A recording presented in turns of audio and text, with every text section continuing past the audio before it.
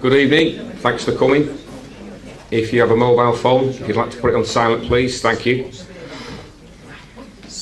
Right, a massive welcome for the first time, Darren Nesbit, musician, activist and researcher with The Earth is Not a Spinning Ball. A subject capable of splitting ranks and currently attracting a lot of attention, with many questions being asked and less being answered.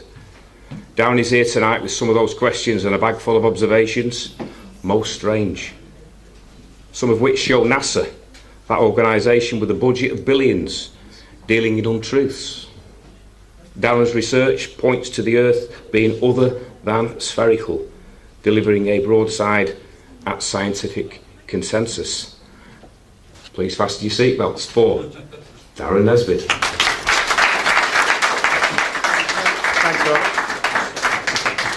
Thanks, Rob. Thank you very much for inviting me. Nice to see so many here tonight. My name's Darren Nesbit. I believe the Earth is a fixed, stationary plane. In 2016, that should make me sound like quite a nutter. Obviously, a lot of people here have already been doing some research. This has been going on for a year and a half, 2 years. It's really exploded across truth movements and truth seekers. Some people say it's divisive, it doesn't matter. Some people can't see the deception. I'm here tonight to show you that what you might have already researched in terms of truth, in terms of false flags, 9/11, occult symbolism, Illuminati, all that stuff is all present in the globe Earth, the spinning globe Earth, NASA, all of that stuff. It's all connected. There's no separation between the lies.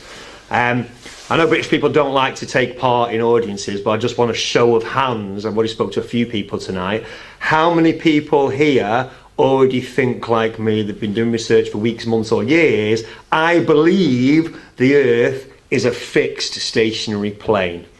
Excellent. So we've got about half a dozen. That's what I like to see.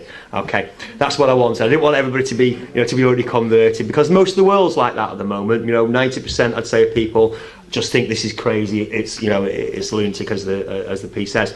But I want to ask you then, obviously not the people who believe it's a stationary plane. I want to ask the people who believe that I'm about to talk the biggest load of nonsense and I'm off my head. I want to hear from you why you believe the Earth is a spinning globe. What are the reasons why you believe?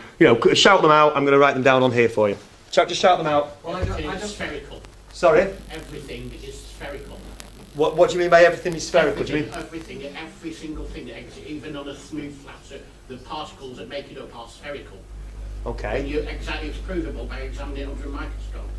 Okay, so what you're saying is that at the smallest point, everything is a ball at all times? Yeah, everything is, yeah. Okay. I've not. I mean, there's surely more major ones than that. I mean, we will include that. But why do you believe the Earth is a globe? Because that's what we're taught. Okay, we know that's what we're told. But what observable proofs are you? What do you have? The stars going around the planet. Okay, we see the stars in the sky moving around, don't we? The sun and moon. Stars moving at the sun and moon. Tide. Well, again, I don't think the tides directly show that we're on a spinning globe, but there must be, at the end of the day, 90% of people in here believe that we're on a spinning globe. You must have reasons for it. Yeah, when the shadow of the night gets chased away by the sun in the morning. Okay, so day and night. Yeah, it goes away progressively. Yeah, day and night. Yeah, sun and moon, day and night. What else? You can't see the southern hemisphere stars from the north, and you can't see the northern hemisphere stars from the south. Different stars in different hemispheres. What else? What's the number one reason why you believe the Earth is a globe? That's the photographs. You've seen images of it, haven't you? Yeah. Isn't that the number one reason why you believe the Earth? You've never seen an image of the Earth as a globe. It's a pretty hard sell, to be honest. Window there, you can see the moon. That looks round. There you go. The moon. The other. That's what you were saying, wasn't it? Other bodies look round. The sun looks round in the sky, Jupiter looks round, the moon looks round, the stars look round, they all look round. Why isn't this round, yeah? That's another one. And then we've got images as well, haven't we? Like I say, images of Earth. What else? Are these the only 5 reasons? Because I'm going to give you about 30 or 40 tonight that will show you that the Earth is a fixed plane. Are these the only reasons why you think it's a ball or a globe? Come on, you must have more reasons than that. The Mercator map. Say again? The Mercator map The Mercator map? made. Sorry? It was drawn out so that when you put it together as an object, Yeah. three-dimensional object, it matched the globe as he believed it to be. Well, we can test it. We can test this out if you like at some point, because we've got a globe and we've got the Mercator map, and we'll see if it actually fits round. No, that's not the original Mercator map. Isn't the Mercator map? Well, the point I wanted to make there, so is the Mercator map looks pretty square and flat to me. That's the ball. That's the globe. Anything else? I'll be honest with you. When I did this at home, I come up with a lot more. I come up with a lot more reasons. What else? In the Arctic and Antarctic regions, Yeah. the sun doesn't rise for months. Okay, but again, that's not first-hand knowledge as such. Go on. What else? Bob, You and I have had this conversation before. go on. Seasons. I've sailed to seas. Seasons, and you've seen. And I have seen the curvature. You've seen the curvature.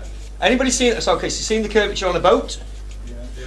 Anybody seen the curvature from a plane? Yeah. There we go. So I'm happy to give you reasons why you believe the Earth is a globe. So I've seen the curve from a plane. Anything else? It was fairly obvious when Felix Baumgartner went up to 127,000 feet. Okay, images of Earth, images of curved horizon. How far you can see when you're under water level? You can only see for 3 miles. Ships disappear over the horizon. Okay. Ships, anything, lighthouses, buildings, whatever, everything disappears over the horizon, doesn't it? You see a ship, it disappears, it goes over the horizon. That's why you believe the Earth is a curving ball, yeah? You know when one comes back, Yeah. it appears to come back, say... Mass first? Top first, yeah. Mass first. Okay, my handwriting is absolutely atrocious because we don't really write much anymore with our hands. We use computers. Okay. I'm quite disappointed, to be honest. You have to be given quite a nudge for it, but we've come up with maybe 10 things there, and I'll show you. Sorry, go on. Yeah, what about that man that's just gone into orbit? Okay, but It showed him up there, and it showed him you could see through the window. images of Earth from space. It showed the Earth was there. Yeah, that's images of Earth from space. Yeah, every single image you've seen of Earth from space is probably the main reason. You know, there's lots of other ones. I think seeing the curve from a plane or on the water or what have you, or even up a mountain, that would be one as well. Brian? Most of the navigational tools that we use to sail the seas Yeah. wouldn't function. Well, I mean, you say that, but again, we could get planes and pilots, and their navigation is level all the time. Or what, and that's the equivalent. What I need is your senses. You mean the lunar eclipse? No. Not the phases of the moon. The phases of the moon are not created by the shadow of the Earth, unfortunately. Otherwise, I'd be able to prove very, very easily that it wasn't the case. Sorry. Well, I believe they are. No. The lunar shadow's not caught. It only happens 3 or 4 times a year. Do you want to say the lunar shadow or the phases of the moon? Lunar shadow. Okay, I'll put that down because that's a fairly common one. There we go. And I think I had it in the original list. Lunar shadow. We finally got to the bottom of the. We've got to the bottom of the paper. What I want to bear in mind as I'm going to show you things tonight is the difference between different types of knowledge that we can have. Primary versus secondary versus tertiary knowledge. Primary knowledge is everything that you can sense for yourself. It comes in your eyes, your balance, your ears, everything else. Now, yes, of course, our senses can be deceived. There are plenty of experiments, plenty of psychological experiments to show you that. But if every day that you've been born, the sky's blue and it's not been chemtrailed and covered over, if the sky's blue and everybody else says the sky's blue. Yeah, that's what our senses tell us. If you can't trust your senses on repeated experiences, then we're lost. We're senseless. Yeah, this is what common sense is. Yeah, secondary knowledge is what people have told you. Primary knowledge will be an experiment you've done for yourself. So if you've sailed and you've taken measurements and you've done this, that, and the other, that's first-hand knowledge. But an experiment that somebody else has done, that they tell you about, that's secondary knowledge unless you've repeated it for yourself. I think tertiary knowledge is better because tertiary knowledge for me is the is the primary knowledge of other people, so hearsay, but it's hearsay times 1,000 or 10,000. We know that it's light here and it's dark, it's yet dark in America. Yeah, we know that because we can make phone calls, and that's what people, you know, it's a general, it's first-hand knowledge that can be spread about. We can trust it. We can certainly trust it better than secondary knowledge, but secondary knowledge can easily become primary or tertiary knowledge. So if you can if you can experience it with your own senses firsthand and do that repeatedly, it's more likely to be, you know, you can confirm it with your own senses. Just make the distinction between those two types of knowledge. Something can be perfectly logical, work mathematically beautifully, yeah, and not actually be related to the real world either. Yeah, all these distinctions matter. Like everything else, all the points I want to make, I want it to be a springboard for your own research. The idea is not for me to get up here, show you, you know, a bunch of flat horizon, a bunch of other mathematical stuff, and go, you know, to make the thing. So actually have a springboard for each part. Go and investigate for yourself. You don't have to trust me. I'm not the news. I'm not the BBC newsreader. I'm not going to stare in your eyes and hypnotise and say this is it, and don't believe anything else, and don't research that. And now here's EastEnders. Yeah. The idea is everybody in this room is interested in seeking truth. So certainly use it as a springboard for your own research. Like anything else, I'm sure I don't have to tell you that. It's only changes perspective. People get kind of crazy with this for many different reasons, but nothing actually changes. You know, things change spiritually in the way I suppose the way you act and everything else, but in terms of the world doesn't change because your senses are still seeing the same thing anyway. Yeah, your senses are still because the model in your head changes. And finally, yeah, like I say, it does lead to the bigger questions of where we are, where we're from, what's our origins, how did the universe come about, how did the earth come about, where am I from, what's my purpose?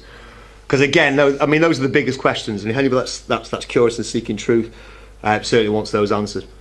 So that's why it's important. There is nobody who believes that the earth is a fixed stationary plane that believes so because of one or two pieces of evidence. They didn't watch one video and go, oh my God, the earth. It's a weight of evidence, it needs building up. Yeah? People have a confirmation bias, so that if you've come tonight, or if you're watching this, and this is just too ludicrous, and it doesn't matter what evidence you're going to show me, I don't care how many pieces of evidence you're going to show me, I know the earth is a ball, then we're just wasting our time. That's not and that's not scientific inquiry either.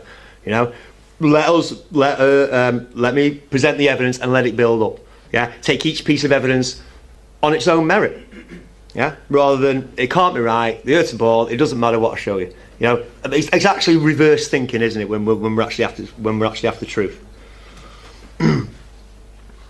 We need to keep an open mind. I'm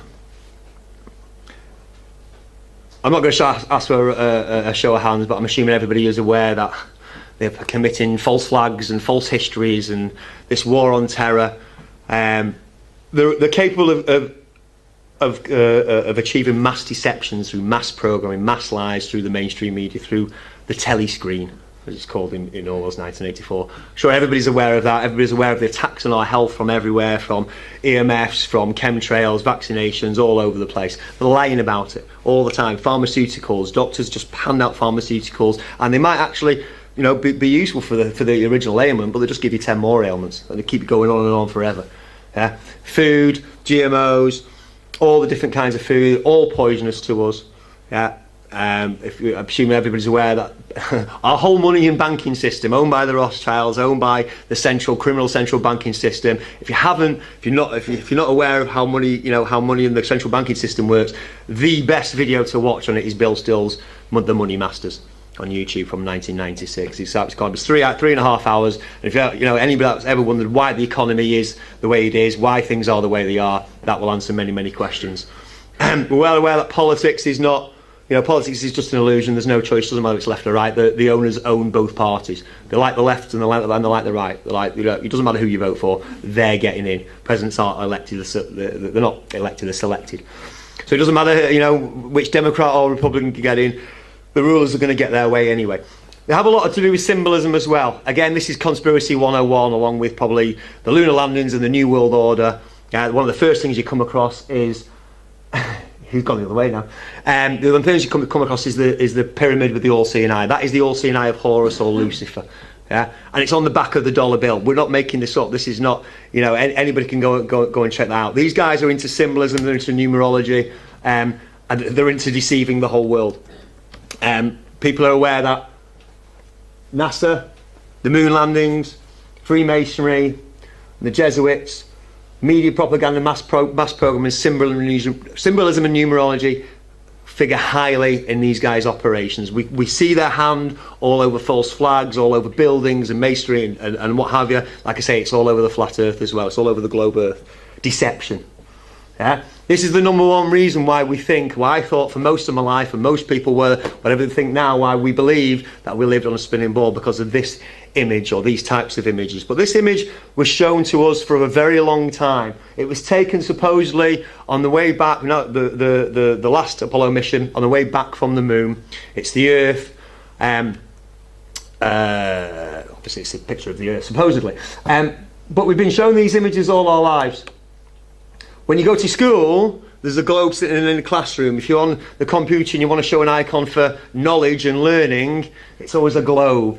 Yeah, it's funny how that works. But this is mass propaganda. This is mass mind control and propaganda all the way through. This is secondary knowledge. Yeah, we're shown that and told that's the solar system. That's the way it works. You've got the big sun in the middle and all the planets revolve around it, but nobody's ever seen that. We've never seen a photograph of it. We've never seen, real part. We've certainly never seen any animation of it, even though there's supposedly a probe out in Pluto at the moment. Nobody's ever seen the solar system like this. It's always graphics. It's always secondary knowledge. This is primary knowledge. Although, we weren't up there in the balloon itself. You can go and watch many of these videos. Amateur weather balloon videos. These go up 20 to 25 miles, so actually 3 times as high as you go on your plane. Now, I don't know about you, but I can't see no curve to the Earth there. In all fairness, a lot of these things have GoPro cameras on them, so the horizon will flip all ways. It will be, as you'd expect, first at curve, then it goes completely flat, and then it'll go concave, and it wobbles out. And when it starts leveling off, funnily enough, the horizon starts leveling off as well.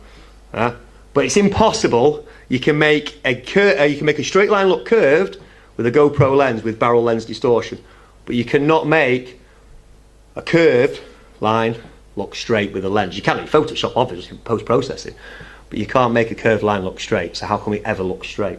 If you've been shown images like this when you go to your classroom all the time, we just assume the Earth's flat. It's all about programming. Now let me show. I'm just going to digress, because there's a few things that people say. Flat Earth. This is not the flat Earth. It's not big balls and the Earth is in the middle. The only difference is the Earth in the middle and everything else is spinning around it. That's not the flat Earth. This isn't the flat Earth either. This is actually a concave Earth. It's another alternative view at the moment. The idea is that it's still a ball, but we're on the inside of it. You can get the perspective there. Kind of shows it there a bit better.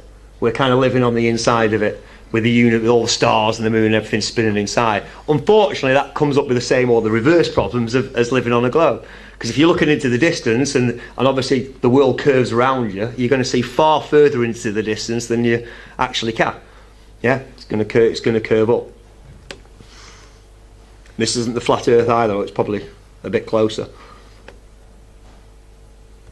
Now here we have the main flat Earth map, as promoted by 95% of flat earthers, Eric Dubay, Samuel Rowbottom originally. Everybody shows this map. I have serious problems with it. I have serious problems with it for several reasons, which I'm going to go through quite quickly. But it's just as erroneous as the globe Earth, and this is the psyop. This is the shill, as far as I'm concerned, because the flat Earth movement's been really raging for just over a year and a half, what have you, and it's all this person's a shill, that person's a shill, etc., etc. Things break down and get annoying. I just did a quick experiment. This flat Earth map, this circular flat Earth map, comes from, if you get a squared Mercator, put it into Photoshop and give it the polar coordinates, and then resize it so it's square, you get exactly this map. You can make it yourself from the square map. That's all it is. Right? There's some serious problems with it on various levels. You can look into it yourself. I'm going to go through, like I say, about half a dozen of them. If you look at the size of Australia there, I can get my little... Does this work? Got a laser now? Got one. Oh, you got that. Got one in the software. So there's Australia. If you look, it's about the same size as Russia. It's bigger than the whole of North America. North America's smaller than South America on here. That's not actually the case in real life. Right? Because map makers can make maps and sailors can go, sailors can sail and airplanes can take aerial photographs. Yeah. So we know that these landmass sizes, I mean, Australia's nearly as long as Africa there. Yeah. It's completely distorted, and it's distorted because all they've done is they've taken the square map and, like I say, put it through the polar coordinates. So it looks like that. But you see here, North America is far bigger than South America. And Australia is not really as big as Russia, is it? Yeah. The other huge problem with this map is they say Antarctica is the edge, it's around the outside. It's been 60,000 miles, it's being guarded by some Antarctic force. Well, we've never seen anybody, we've never had a whistleblower, and who wants that for a job? I mean, they might pay you £5,000 a week, but you're never going to see any action because nobody's ever going to go, for a start. And you can go all over the Antarctica. It's not as restricted as we're told. Quite obviously, if you're going down there, you want to take precautions. It's going to be very cold, so you go in a group and what have you. But it's not a restricted area. Yeah, I'm not trying to debunk the flat Earth here, by the way. The Earth is most definitely a fixed stationary plane, but this is not the model of it. And I think that the problem with it is, I'm going to take questions later.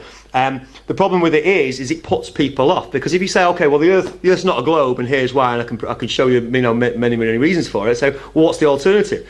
But this alternative doesn't work either for many reasons. Nobody's ever seen the edge. That's the number one. If there's an edge, nobody's ever seen it or photographed it or what have you. Yeah, we've seen, tall mountains, tall ice mountains, but we don't know. We don't know that's definitely the Antarctic edge. There's no force guarding it. Anybody can go there. The 24-hour daylight and night as well at both poles. You get 24-hour Arctic daylight, you get 24-hour Antarctic daylight. It's another lie from a lot of the flat Earth videos that they don't have 24-hour daylight in the Antarctic. And I've seen it on 5 or 6 completely different time lapses. Yeah. Plus it's reported in time and date. Plus it's reported all over the world. Yeah. That both ends, and again, that's not possible. Yeah, if the sun's it's not got this kind of reach. There's 24-hour daylight at both poles, not at the same time, obviously, in the respective winters and summers. Equal day and night lengths at equidistant places north and south of the equator, and I'll give you some examples of that shortly. I've got 2 examples for you. But in the 21st of June, north is equal to the 21st of December south. So again, if the sun is supposedly going around the Tropic of Cancer here, and then it goes wider, it goes down to the Tropic of Capricorn for the southern solstice, then it's got a lot further. Maybe I should have a laser pen, but it's got a lot further to cover. Quite clearly, it's got 2 or 3 times further to cover. But again, through tertiary knowledge, people don't say in Australia the sun goes 3 times faster across the sky. It still takes the same time. It still goes at the same speed. So there's another problem with it there. There's equatorial sundials. So the sundials that specifically only work on the equator. And again, on the equinoxes, the sun goes in a straight path over the equator.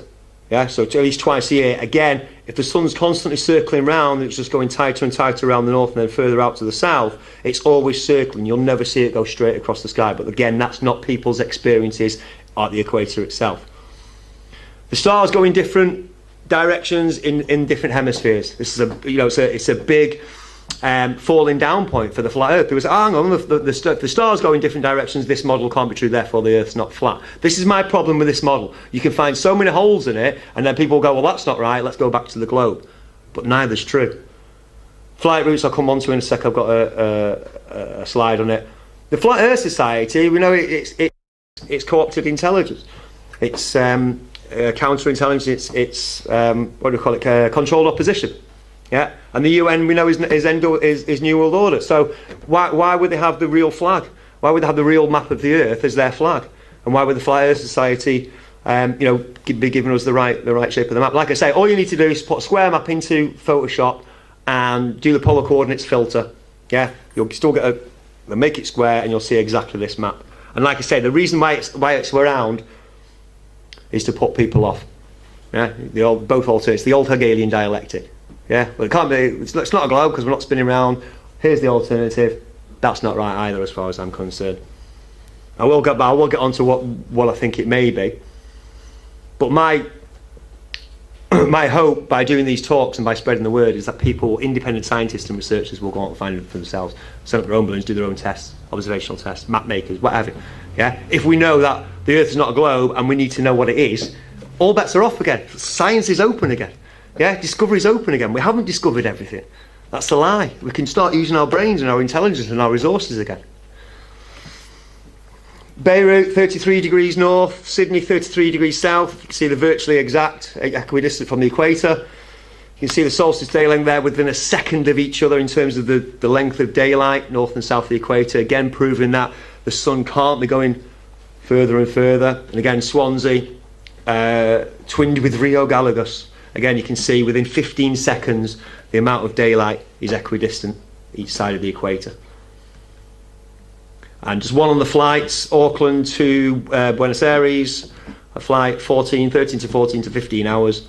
I'm pretty sure somebody just took that actually and did a video of it and showed it. I mean, these flights exist. But again, if you're trying to, get from there on the flat Earth map, it takes, you're going right the way across the world. It's supposed to take 30 odd hours, but it only takes 14, 15. So this map does not work. And I wanted to get that out of the way before I show you. Oh, go back. Very quickly, because again, I think, proving that the moon landings were a hoax is Conspiracy 101. It was one of the first videos I ever saw, one of the first programs I ever saw. I will go through it very, very quickly. That's quite a famous scene from Kubrick's The Shining, as he pays homage to his participation in the moon landings. Quite simple and straightforward. You've got the sun behind you here. Here's the astronaut taking the picture. And you've got the shadow of his thing. So quite clear, the sun is behind us. It's we're in the fourth wall. Yeah. So what is causing the shadow here? If the sun is behind us. Now, when they went to the moon, they didn't take any sources. They didn't take any lamps or lights or what have you. The sun is the only source. It has to come from one direction. It's behind us. And you can see it's behind us because the shadow of the astronaut's there. But over on this side, if the sun's behind us, what is causing that shadow? And if you think that's, well, hang on a minute, that's a one-off. Look at this rock here. Look at the shape. Look at the direction of the shadow there. Is that going in the same direction as these? There is more than one light source on this. You can look at hundreds and hundreds of photos for yourself. I'm only going to give you a couple of examples of each one, but you can examine all these for yourself. There's plenty of, obviously, articles and websites and what have you. There's a famous one from a video. Again, you can see shadow from the astronauts going that way, shadows on the rocks are going that way. Yeah, the source of the light is here. It's not 90 million miles away on the sun. The more you look at these, the more you realise that it's a film studio. Yeah, pristine equipment and all the shots. Yeah, this is the first shot taken by Neil Armstrong when he got off the lander. Yeah, but it's showing no dust. Everything's pristine again. It's touched down on the fine dusty surface of the moon, and it's pristine. There's no sign of. It looks like it's just been put there by stagehands to me. Again, we have the astronaut here. There's obviously behind him. The light source is behind him because we can see the shadow, but he's lit up full front. There's more than one light source here, quite clearly. You can examine any amount of moon photos you want and notice these things for yourself if you're into photography. It becomes very obvious very quickly. We can also see as well, if you look behind him, that's where the set ends. That's where the edge. That's the horizon where everything dips over. But you can see in his reflection. Yeah, you can see that there's another astronaut taking that picture, obviously taking the picture of him. You can see the reflection of him, but you can see the horizon line behind him as well. So how big is this moon? I know it's only supposed to be a quarter of the size of the Earth, but the Earth's a pretty big place. But you can see, so you've got from this back here, and then however far that way, it looks about 150 yards across. All you need to do is be sceptical and start looking for yourself at these things, and you go, hang on a minute. This is Kubrick's famous, invention for 2001: Space Odyssey. If you look here, there's a line going right across. This is where the set ends, and these are painted in. These are painted hills. You can tell the difference because how long would it take, do you think, to walk over to the edge there? A minute, 2 minutes. Compare that to one on Earth. Yeah, well, you can see that's real depth. That's a real mountain. That's a real landscape. Yeah, there's another real landscape, the Grand Canyon. These look like, you could run around it in 5 minutes. No problem at all. Well, I don't know what that blue light is. Again, this is an original NASA photo. There's a blue light. You couldn't see any stars on any of the shots of the moon. But there's a nice big blue flashing light there. They get everywhere. Fake. Straight line mount. Fake. It's clearly fake. As soon as you take those glasses off, it's clearly fake. That's a real mountain. It's going to take a good few hours to get over there. That's not.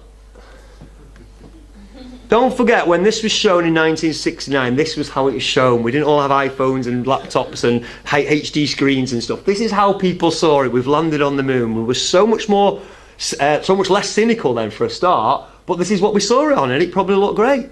And we saw the rocket going up, and we've all been told this. So don't forget how the world looked. And now it's a done deal. This is 50 years ago now, 40, are we up to? 47 years? It's a long time ago. But it's a done deal. We don't, people don't generally go around questioning the moon. NASA are up to stuff. We've got the ISS and they're doing Pluto and they're doing all this stuff. But because they've already set in stone that they went to the moon, yeah, we can already do that. We don't go back though. Notice. 348,000, I think. 308,000. This moon rock was valued. That was given by Buzz Aldrin and Neil Armstrong to the Dutch Prime Minister. Only it's petrified wood. They've done tests on it. Oh, we'll keep it as a curiosity. But yeah, we brought this rock from the moon. Not from the moon at all. The LEM. More pictures I look at this, the more it looks like, I don't know, a school science project. Gold foil and hanging wire, bits of curtain rod, and and don't forget that the bottom part is the engines where it all, where obviously it gets about the boost and everything, and they actually live in the top part of it. I've got there's no toilet in there, by the way, nowhere to store the waste, and they did mention that was a problem. They got diarrhea and this, that, and the other. Oxygen to live on water. Where's the food? And can they recycle the CO2? Or so do they have technology that we don't know about now? Because apparently we've got a big problem with CO2, so they tell us. Did they have CO2 scrubbers? They did. Yeah. There's a whole. On the next side, there's a whole list of. Again, like I say, I want it to be a platform for further research. So we'll put it up. Have a look for yourself. You can do some calculations. It shows you exactly how much oxygen and water and CO2 and everything else that they have. But this is a replica. Obviously, they left the original lander on the moon. But this is a replica of the '69 moon. Now, the famous shot of Neil Armstrong coming down the ladder there with his backpack on and his big suit and all the rest of it. I just imagine him coming down. He was a lot bigger than the ladder. I imagine him trying to get in. How was he getting in there? You know what I mean? That's smaller than a micro, I reckon. And you've got your big backpack on. Nothing makes sense when you start looking into it and you start adding it up and start looking at the numbers. I'm not going to go into the details there, but this is where they live. This is the LEM. So they hung hammocks across when they weren't doing whatever, trying not to defecate on each other, I suppose, and eat and do all the, keep all the scientific experiments. And I'm not sure where the car was. We've got a car here as well. The car was slapped to the side. There's no photos of them assembling this car. This is what in 1969, by the way, they didn't take the car then. They took the car for, I think, 3 of the later missions. But it's all the same type of equipment. They've got a car there. There's no pictures of them actually putting it together. They only went at 8 miles an hour. Was there any point? Backyard science projects. The computing power that took us to the moon, allegedly, not even as good as an iPhone. You can go, if you've got an iPhone, you can probably go to the moon tomorrow if you like. You need one of these curtain rods and one of these lunar modules. 32 kilobytes of storage. So in that computer, it's got to remember all the trajectories and all the mad calculations that it must have had to do to get all the orbits right. Because if you read how the rocket, then they got in the command module, and the command module got into the lunar module, and the lunar module set down, and that's really complicated stuff. But they did it all on, well, best be a Fisher Price speak and spell, I think. It's quite impressive. There's another problem that they have just with time. Yeah, it shows you. There's a list here of obviously how many excursions they did. and how long they were actually on the moon's surface. Now don't forget, obviously when they land they've got to check the equipment, they've got to do all these scientific experiments, collecting rocks, obviously, you know, take care of the, you know, the personal stuff. Yeah, at the same time, they took a hell of a lot of photos as well. Again, study it for yourself. 5,700 photos of 6 missions in 4,800 minutes. They need to be taking more than a photo a minute. Yeah, and don't forget these photos. The cameras, they didn't have viewfinders. We didn't have all our iPhones with our flashy digital cameras. They had I forgot the name of it. Hasselblad, thank you. But they had no viewfinders on them, and you had to get the exposure and the shutter rate absolutely right. And you do not see any with half of Neil Armstrong's head cut off. Or every shot is perfect. Every shot is perfectly framed. Yeah, they were not only amazing astronauts and everything else, but they were brilliant photographers as well, because they didn't have viewfinders, and they took thousands of amazing pictures really quickly as well, by the way, because they had to do all these experiments and build that car as well. Don't forget, they had to build the car. One thing you missed out, the people that believe we're on a spinning globe, and I've heard, is that we know we went to the moon, and we know the moon's far away and everything, because they bounced the laser, but they left a little mirror, so we can bounce the laser, and we know that the moon's moving further away, or it's moving nearer. I can't remember, every year it moves a couple of centimetres closer and all the rest of it. That for me is a big reason why, you know, why all this might be true. However, they already did it in 1962. Massachusetts Institute of Technology bounced the laser off the moon. It was then followed by the Russians, also bounced the laser off the moon, the Crimean Astrophysical Observatory, using a Q-switched ruby laser.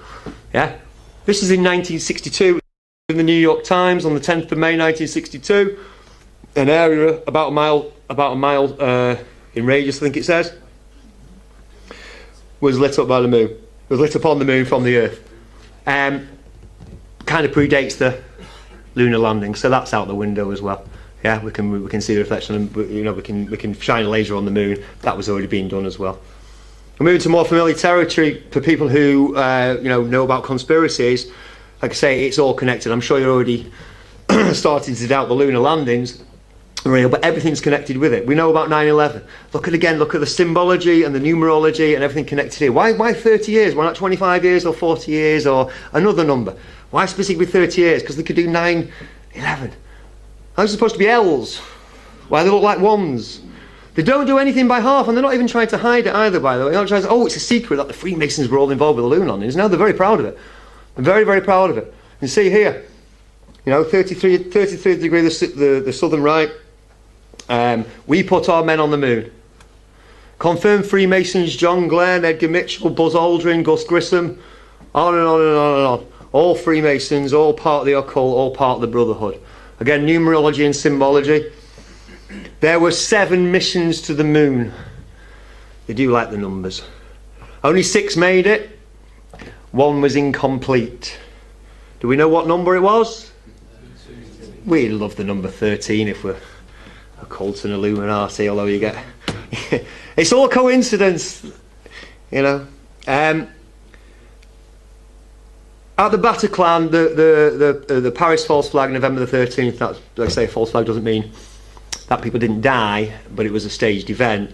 The band, the Eagles of Death Metal, also happened to play 6 songs, and they were halfway through the 7th when the incident happened. Yeah, exactly the same. I'll tell you something else about the moon. I don't want to get too involved in any particular thing. You only ever see the face of the moon rotate. So again, we talked about everything else, the other body is round. Well, you say that, but... Excuse me.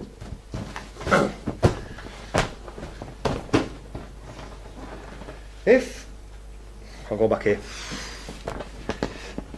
If you're in Britain, and the moon's here, so it can be seen in America as well, yeah, and the moon's a big ball, you're going to see a different side of it, just as if the guys on the left-hand side or the guys on the right-hand side, on your side, you're going to see you're not going to see exactly the same face, just rotating. You can see round the ball here, can't you? Yeah. You can see a slightly different angle to these guys.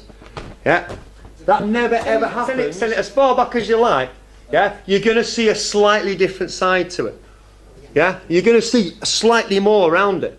It's obviously they say it's a coincidence. The moon rotates on its own axis exactly the same time as exactly the same rate as it's orbiting around Earth, so we always see exactly the same face of it. But all that ever does, you see exactly that same face rotated. You don't see more around it, even 5 or 10 degrees around it, ever. All I'm saying, no, I'm sorry, but I mean, if you can produce evidence for me, then fair enough. All I'm saying, yeah, is that it rotates. Yeah, there is no evidence so far, yeah, that we can see more around it. I mean, they've shown us the dark side of the moon, and I'll come to that in a second. But all you ever see of the moon, and if you can, you know, by all means get in touch, it rotates. It depends on where you are on the Earth. Yes, the moon has a different face, but it's not, all it's done, it's rotated on one plane. It never rotates around us. If you're looking at a ball and it was all the way away, if you're on that side, you're going to see just slightly different to that side. Doesn't matter how far. Well, I mean, it does obviously at some points, but the moon's fair, you know, it's a fair distance, it's a fair size in the sky. It's not a tiny dot like a star. We can see a fair bit of it. If you're thousands of miles that way and thousands of miles that way and it's a ball, you're going to see a slightly different angle of it, aren't you? All it ever does is it rotates its face. So you're in Britain, you'll see it there. Move that way, you'll see it that way. In Australia, and you'll see it pretty much upside down. That's all we ever see. We never see it turning that way. And it is near enough to see. Numerology and symbology. All seeing eye and the square compasses. Here we have Buzz Aldrin, the second man, supposedly that walked on the grey dust of Kubrick's film set, showing off. They don't try and hide it. He's a Mason. There's his Masonic ring. He's got his Shriner hat there. These guys, yeah, they're supposedly praying to the command module. Looks like a pyramid to me. The connection between Ron L. Hubbard, or L. Ron Hubbard, who started the Scientology movement, Walt Disney, Werner von Braun, rocket scientist, Jack Parsons, also a rocket scientist, Jet Propulsion's laboratory, and Aleister Crowley, who's obviously, you know, an arch Satanist, influenced a lot of, you know, rock music and you know, everything else. Started the OTO, the Ordo Tempora Orientis. These guys are all connected. They're all in the same brotherhood. The connections between, well, here you go. Jack Parsons, the JPL was how obviously NASA got into, you know, got into the air in the first place, the Jet Propulsion's laboratory. Here's Jack Parsons at a Masonic ceremony. You can tell by the floor. Again, you can look into this for yourself. Yeah, it's easily searchable. It's easily researchable information. The connection between Walt Disney. Here we have aboard the ISS. Again, now we're getting into the handshakes. We've got Baphomet all doing it. Yeah, we've seen Bill Clinton do that and Bush and all these guys give you that. We know what that means. We know who they're in service to. This is all about occultism. It's all about sun worship, heliocentrism. It's not science. It's a religion. It's a faith. This is Helios. This is Helios, the sun god. And here he is on the badge of Apollo 13. This is all occult religion going all the way back through all Egypt and then back through to Babylon as well. As is Apollo. Apollo, yeah, obviously. Here's John Glenn, about to go into space for the first time. He's going to be safe though from those solar winds, those thousands of degrees, because he's got a motorcycle helmet and an iPod on. Completely safe from radiation. Looking very handsome there, fella. That you know, honestly, I'd be like, yeah, no problem. I'll go up to space in some aluminium foil. It's it's cultural programming all the time. So you've got, when you go to school, you've got a globe. They'll show you NASA stuff and images and all the rest of it. Now we've got fashion designers getting them. This is, you know, Yves Saint Laurent and all the rest of it in Milan. And you can see, I mean, that's a wetsuit in the middle, obviously, but it's all the fashions as well. So we're thinking about space all the time. We've got Star Wars coming out. We've got NASA who are doing missions. So it's always coordinated. I'm sure if you go to the shops, there'll be, you know, bunches of magazines on the solar system, or build your own spaceship, or, you know what I mean? They always they push it. It's always coordinated.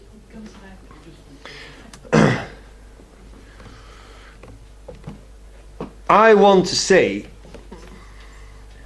somebody, one of these astronauts, get in one of these shuttles, rockets, whatever they have nowadays, stick his camera out the window. We'll lend him our iPhone, give him £100 to stick his camera out the window, make sure it's charged up for a few hours, and take one long unedited shot from the ground, stick out the window so we can all see what it looks like to go into space. There is not one of those videos that exists, and I've done some searches. There were 135 space shuttle missions, and every single one, and even there was one recently, an ESA launch, wasn't there? I think it was the one that launched Tim Peake into space. The Britain, yay! So we'll get jingoistic about a Freemason. It cuts. You see it launch, and you might see it from the launch pad. The camera stays there, and it'll show it going up, and then you've got a camera on board, and it'll show it going up. But after a few minutes, when it reaches a certain level, it cuts. You either see a picture of the launch pad, goes back to the launch pad as if we want to watch that, or it cuts to a CGI graphic of what is what it's going to look like. Just show us it. They can't do it. They can't do it because it's not going into space. Now all these rockets, they always take off and they always go up for a bit and then they go on the back or sideways. Well, again, you've got billions of budgets. You're all scientists. You're all really clever. Hopefully, you're a lot cleverer than me. You've got all these mathematics degrees, calculus and everything else. Can you not? Because I believe rocket fuel is very expensive. So why doesn't it go straight up? Well, because there's such. Well, wait to put you on the right place on Earth at the right time, so that all you have to do is go straight up, straight out, because you're going out. Yeah, go straight up, straight out. They never, ever, ever do it. They always go on the back in the distance. How are we doing for time? Are we? About another 5 minutes. Okay. Before break time.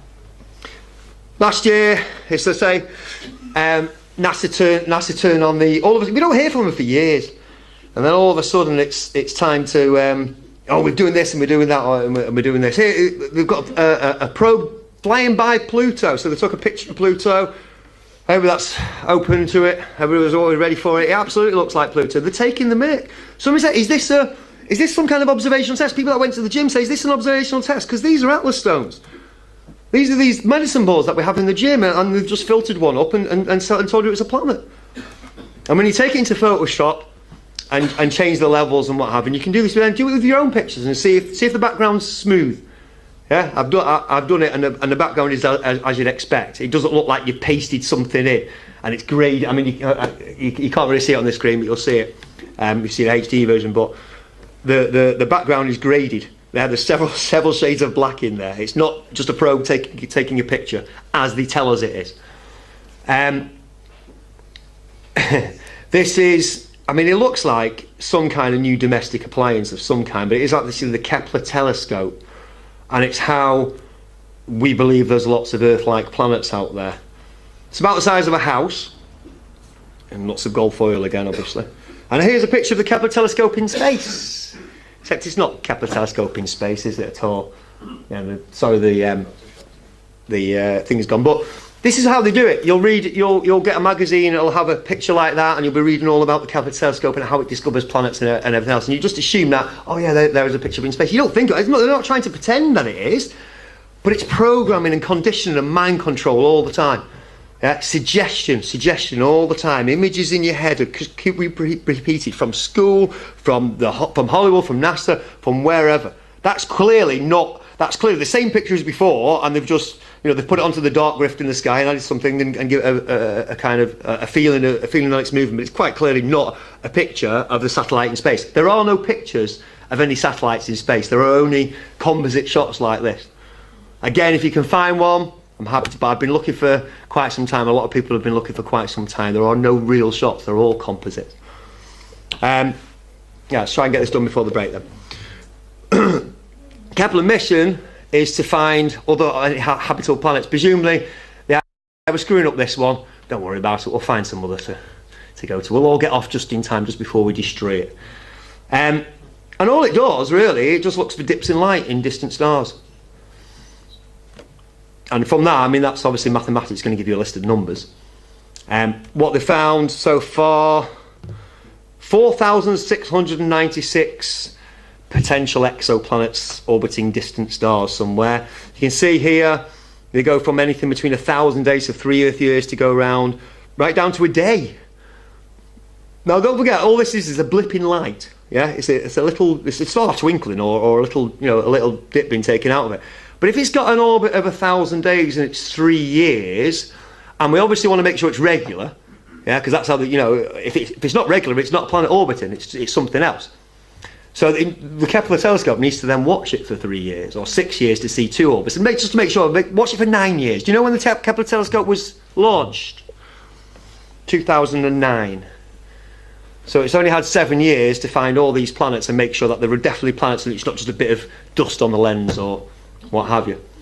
Yeah, but the point is that from all those numbers, and that's all they can do, yeah, it's they can obviously test the electromagnetic spectrum and the timing and all the rest of it. But from that, and again, they don't try and pretend. They don't say this is a real photograph. They say this is the artist's impression of what he's done from the numbers. Now, do you think there's actually any connection between all the listed numbers that they get, and this is how big it might be, and this is how, and what the artist actually comes up with? No. How can there be? How can there be? Because it's not a photograph. But again, they imply, it's suggestion, it's programming, they imply that, look, there are other planets out there. But we have no real photographs of any of them. Yeah? Even ones you're familiar with, many people hopefully have got a telescope. Here's a nice picture of Saturn. That's how we think of Saturn. If you think of Saturn, you think of this. Yeah? A bit yellow, obviously, it's a black and white. Oh, it's quite yellow up there. Goldy with the rings. Except this is not a real photograph. You could tell it's a work of art, because up here you've got the actual name of the artist. One guy did the main planet, and the other guy did the moons and what have you as well. This is the best photograph I could find from a telescope from Earth of Saturn. So it is up there. There is something up there. There is a light in the sky. But that doesn't look like something you could actually land on. Unlike that. I mean, okay, it's supposed to be gas anyway, but you get the difference. That's first hand. That's primary knowledge. Yeah, that's what somebody's taken with their own telescope. This is secondary knowledge. It's our work. It's suggestion again. Same with Jupiter. Yeah, this is what we think of as Jupiter. That is a painting. This is the best amateur telescope I could find of Jupiter. So again, there is a Jupiter, there is a planet in the sky or a wandering star, but we don't know what it is.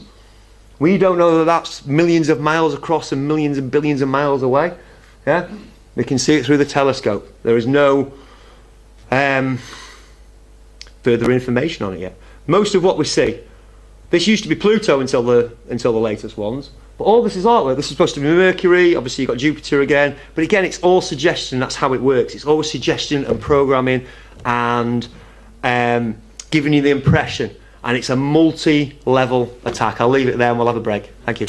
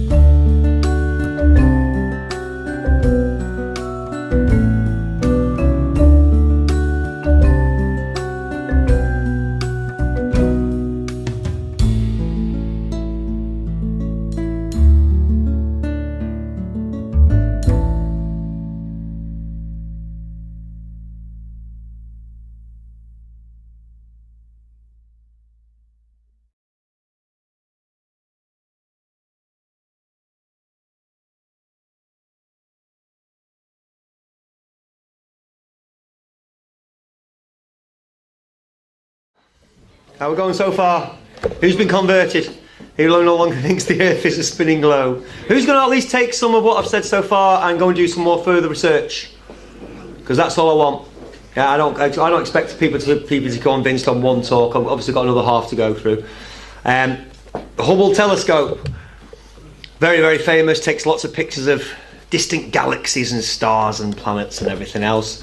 If we see here, got that famous picture of the Earth again that I showed you right at the start, the 1972 Apollo picture. These are all composite pictures showing that, oh look, the Hubble's going to be in space over the curve of the Earth. You're being programmed again. The Hubble telescope, it has a main mirror.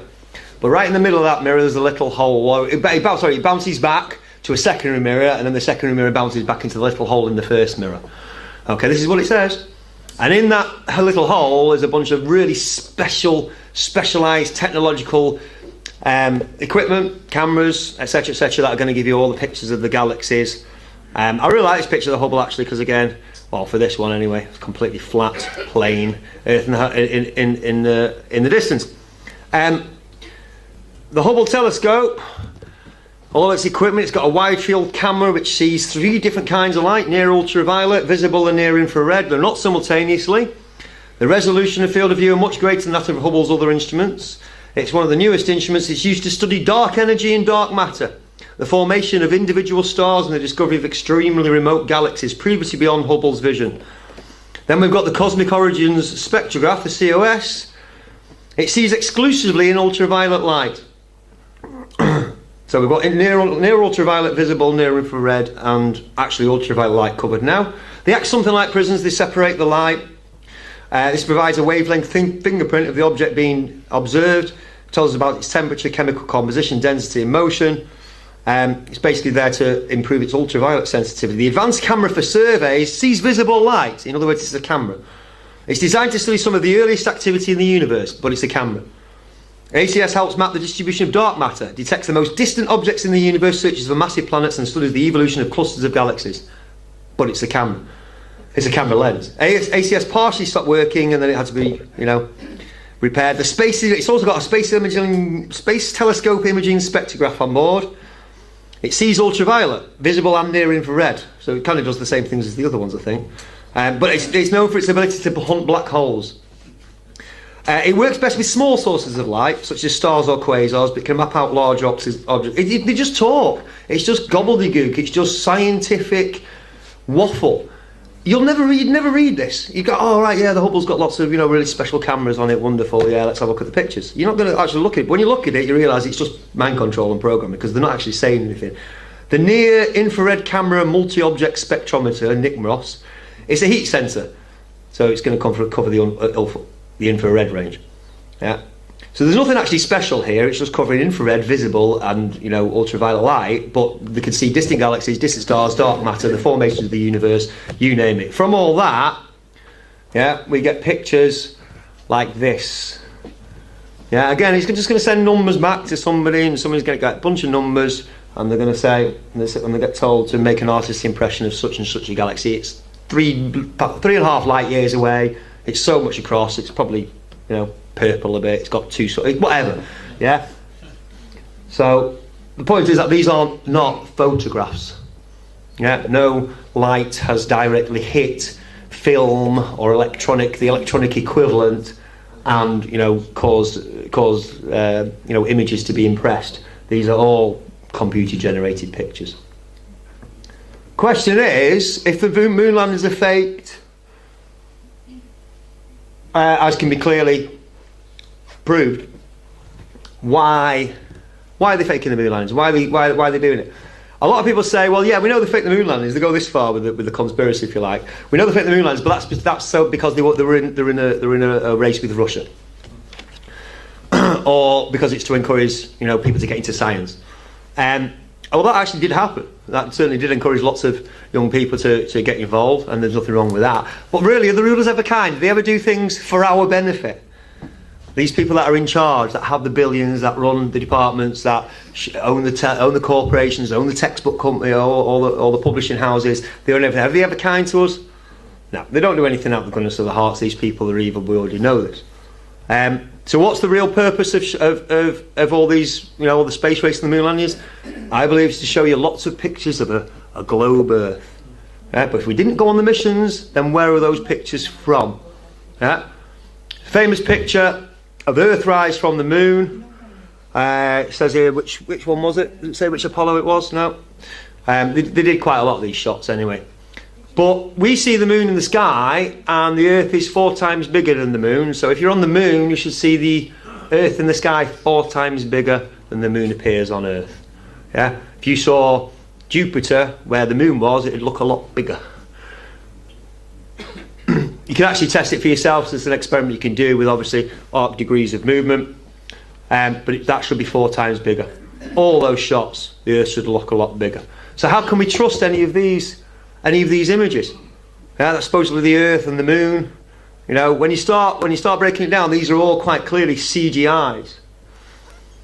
What started off really accelerated my research into this is the fact that no real video of the real Earth spinning in space, which we'd all like to see, actually exists. There are lots of CGI animations. I'm going to show you one shortly. There should be a whole TV channel. We have geosynchronous satellites, and we have satellites that orbit with the Earth, and we have satellites that stay still. And those ones that stay still could have a camera on them, and we could see nice pictures of the Earth turning in space. But not one exists. If you can find me one, I will give you £10,000. That's how confident I am, because I've looked and I've challenged lots of other people to look as well, and we've all been challenged to learn. If somebody come up with them, this presentation would not be happening, because I like logic and I like sense, I like common sense, I like proof, and I like weight of evidence like everybody else. There is no existing video. What you're shown a lot, and I'm sure you could show me, you could show me videos of the Earth moving in space. But this is what you're shown. This is last year from the Discover satellite, the Epic camera. This is actually the dark side of the Moon. Going past the Earth. There's the Earth spinning. And there's the dark side of the Moon. The only problem with that is the Moon's supposed to be orbiting the Earth, not just flying straight past it. Your eyes aren't fooled. Yeah, you've got your own senses. Trust your senses. This is clearly CGI. But you go to NASA's website and they will claim this was taken from 1 million miles away from Earth by the Discover satellite. You will notice also that the clouds don't really move. I mean, they move across, but they don't change, don't swirl, they don't change direction.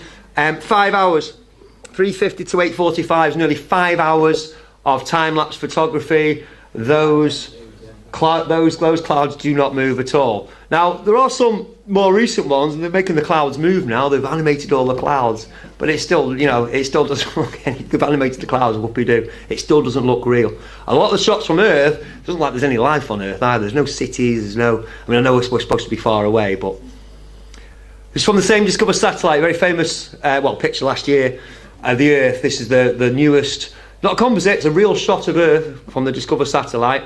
The latest one says 1972, so it's about time they updated it. The only problem with this is, when you look at it, you flip it horizontally and vertically, just to the west of California, you can see it already, there's a word there and it says sex. And you think, well, is it sex? Is it SFX? Is it coincidence that, or what? Hey? Is that coincidence? Well, here's how I know it's not coincidence. Because if you watch The Lion King, you get the same thing, and it's not just... It's exactly the same way of writing it as well. It's the same animator who's done it. They are messing with your mind. Is that his signature? Probably, because here's more of Walt Disney. This is kids. Your kids are being programmed by Walt Disney, who is a part of the occult brotherhood, same as, Aleister Crowley, also Crowleyist. But you look at this stuff yourself. Vile filth. The kids are being programmed with, and you don't even notice. And it's the same thing with images from Earth. Again, it's not coincidence. None of these are coincidental. So I've shown that Earth. Now the Earth's got even smaller. I was saying before it should be 4 times bigger. Now in the latest Japan one from 2014, the Earth's gone tiny again. It's gone even further away. It's like half the size of that one. The moon surface, obviously fair enough, it's a different size, but again we've got a nice curvy moon there as well. I mean, anybody that thinks that's real, in this day and age. So I was saying before, once you put all the shots together, and there's obviously far more shots of Earth than this, you start saying, hang on a minute, all the colours of the sea are the same. They're the same in the equator as they are in the Arctic. But I don't know about you, but if I go to the sea at Blackpool, it's a very different colour to if you go to the sea in Australia or the Bahamas or wherever. The sea is a different colour. It's got different, it's true of all the world, it's true of all the land as well. But if you start inspecting and putting them side by side, all these shots of Earth, you realise that none of them are actually true. Every single shot of Earth you've seen all your life is a CGI. And you can tell, look at America here, look at the size of America. It's taking up virtually the planet. 2012. These are all official NASA satellites. These are all, you can find them all on official NASA sites. The size of America, it's grown. Yeah? It's twice the size as it is here. It's all the fast food we eat. It's getting bigger and bigger. They're taking over the planet, man. But look at the difference in colours in the oceans, but they're uniform all over the world. Yeah, and here we've got, we've got snow covering half the world here. The big freeze in 1975. Everybody remember that? Couldn't walk. Everything was white. I haven't got any. When you see half shots, or when you see those composites and those CGIs and those animations of the Earth and the shadow of the shadow of the Earth turning and what have you, again, it's the opposite. It goes completely black. Well, I'm sorry, but my experience of nighttime, there's street lights and there's especially cities, and you can see, you know what I mean, and there's moonlight and there's all the rest of it. It doesn't go completely black, but that's again exactly as it looks like to us. So not to us on these NASA images that they're showing us.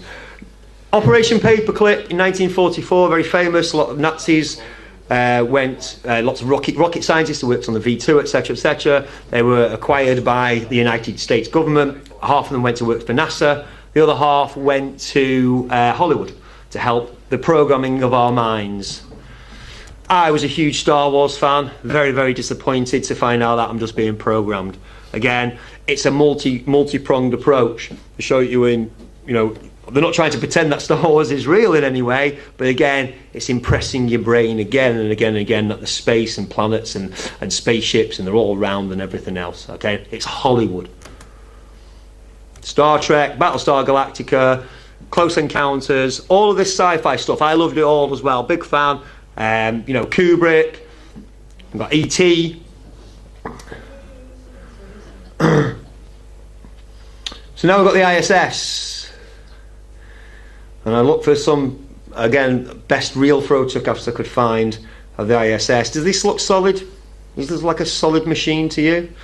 Well, we'll go back to what we already know about 9/11. I think, I think there's more than 50% of people now on the Earth know that there's something dodgy about 9/11. Because it's our modern day JFK. But you've seen the plane, a hologram. Why isn't that a hologram? How do you know that's not a hologram? That's a hologram. Yeah, because aluminium cannot cut into steel. It's not possible. So these are the shots we see from the ISS all the time. But how do we know these are real? We don't. You don't normally see that from the ISS. You don't only see the street lights. Yeah, well, I mean, there's all kinds of different. Like I say, I've seen some recent. You've got the clouds moving. You've got all kinds of great graphics and all the rest of it. You never see the whole Earth. Again, it's not supposed to be that high. But I tell you what you don't see from the ISS, which you really should, and you never do, is one of the 17,000 satellites that are also supposed to be spinning around up there as well. I mean, I'm quite surprised that we don't see every so often explosions in the night sky as two of these satellites hit each other. I mean, look how many there are. And like I said, there's some far out and there's some quite close, but you never see them on the ISS. You've never seen them on the way to the moon. You've never seen them as these shuttles go into orbit. They're all supposed to be there, but again, I mean, obviously that's a graphic. They're not trying to pretend it's real.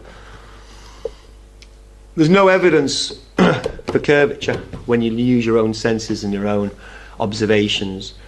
Yeah, we can see quite clearly the horizon's flat everywhere, but that's x-axis curve or straightness.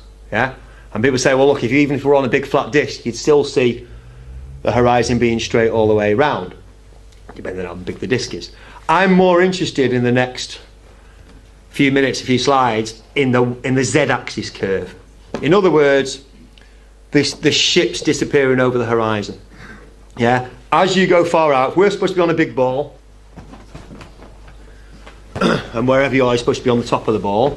Yeah, I know it's a big ball, but obviously as things go further out, they're obviously going to dip behind the curve, so we can't see them. That's our general explanation for why ships disappear and things disappear over the horizon. Does anybody know who hasn't studied it? Because I certainly didn't know when I was a globe believer what the equation for the curvature of the Earth should be.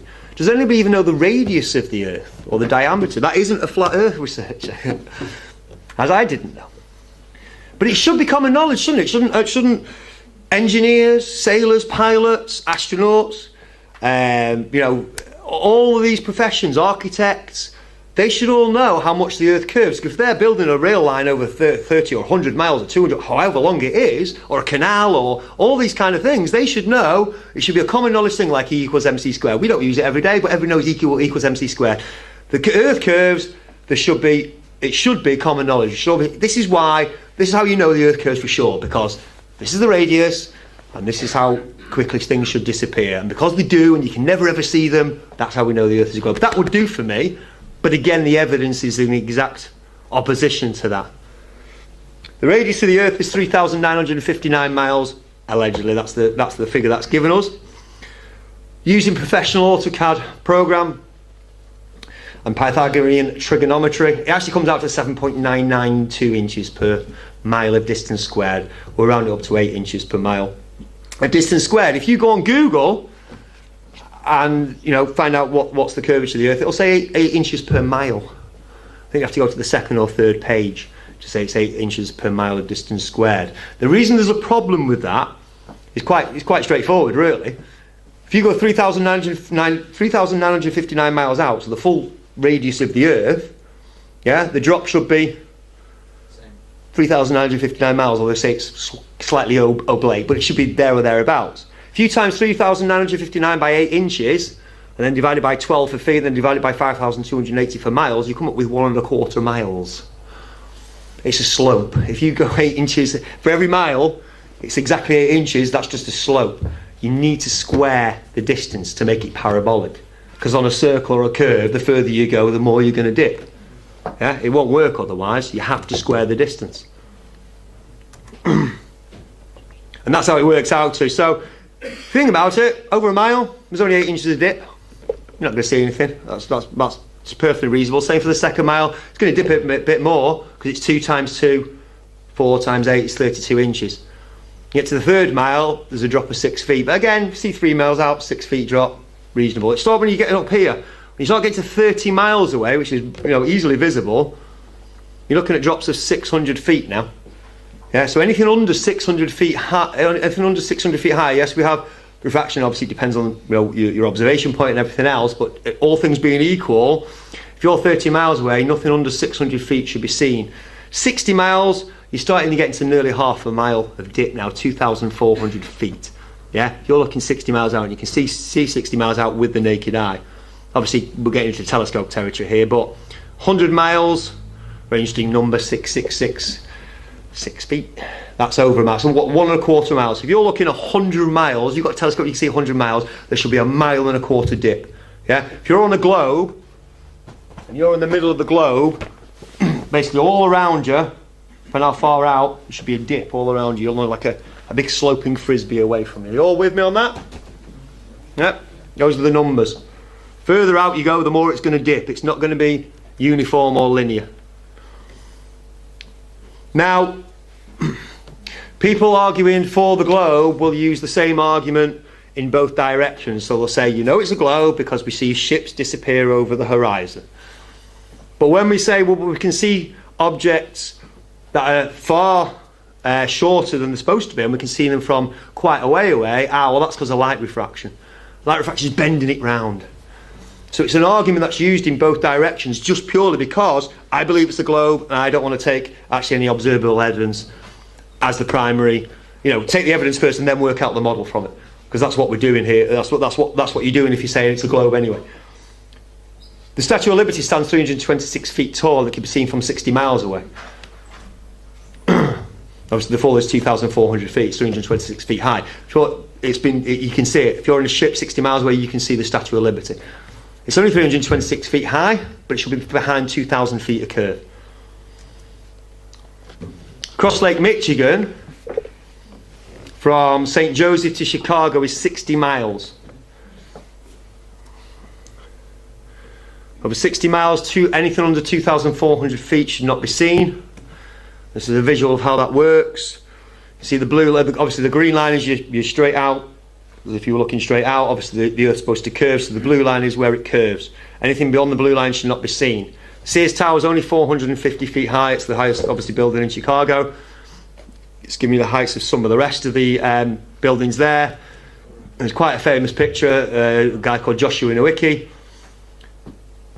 of Chicago from 60 miles away. We shouldn't be able to see any of it. It should be all behind 2,400 feet of curve. Yeah.